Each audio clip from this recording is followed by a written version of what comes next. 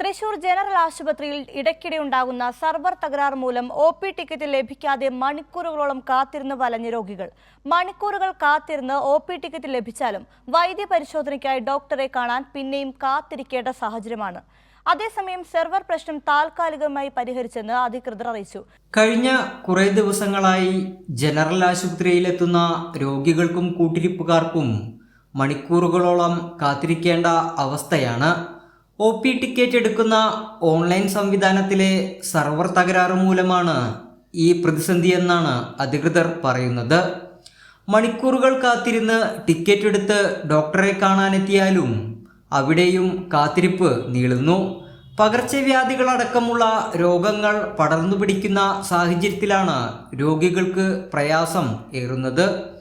കൂടുതൽ കേബിളുകൾ ഉപയോഗിച്ച് സർവർ സംവിധാനത്തിലെ പ്രശ്നം പരിഹരിച്ചെന്നാണ് അധികൃതർ പറയുന്നത്. എന്നാൽ ഇപ്പോഴും ശാശ്വതമായ പരിഹാരം കണ്ടെത്താനായിട്ടില്ല. തൃശൂർ കോർപ്പറേഷന്റെ കീഴിൽ വരുന്ന ആശുപത്രിയിൽ രോഗികളുടെ അടിസ്ഥാന ആവശ്യങ്ങൾ പരിഹരിക്കാൻ കോൺഗ്രസ് ഭരണസമിതിയിലുള്ളവരും വേണ്ട രീതിയിൽ ഇടപെടുന്നില്ല എന്ന് ആക്ഷേപമുണ്ട്. നഗരത്തിലെ സാധാരണക്കാരായ നിരവധി മനുഷ്യർ ആശ്രയിക്കുന്ന ആരോഗ്യ കേന്ദ്രം കൂടിയാണ് തൃശൂർ ജനറൽ ആശുപത്രി. കൈരളി ന്യൂസ്, തൃശൂർ.